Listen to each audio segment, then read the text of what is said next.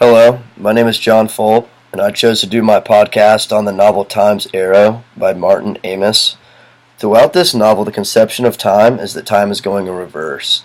The narrator views actions that are done by the main character, Todd Friendly, in the opposite manner as us. The novel starts with the narrator's birth and Todd's death. He lives inside of Todd's head, but cannot control any actions that Todd does. He learns to understand words backwards, and throughout the novel tries to understand life.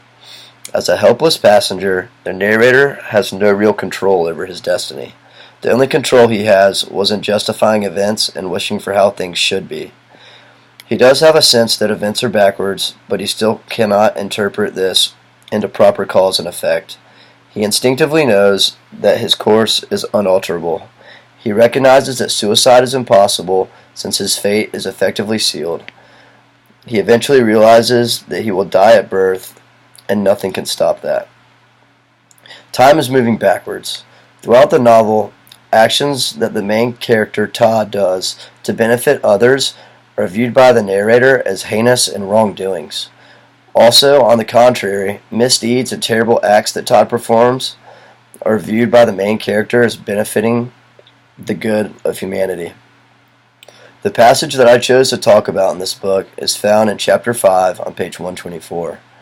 Enlightenment was urged on me the day I saw the old Jew float to the surface of the deep latrine, how he splashed and struggled into life, and was hoisted out by the jubilant guards.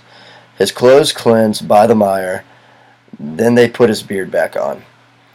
Due to time moving backwards, the narrator was enlightened at the sight of the old Jewish man coming back to life. But we know in history that in normal progression of time, that these moments of people coming back to life are actually their last breaths. While the narrator is relieved by Todd's work at the concentration camp Auschwitz, the reader is disturbed due to an understanding of what really happened at this horrific place. Another example of misunderstanding of Todd's actions by the narrator is when he is actually trying to be nice by giving children candy. In backwards time, the narrator sees John/Todd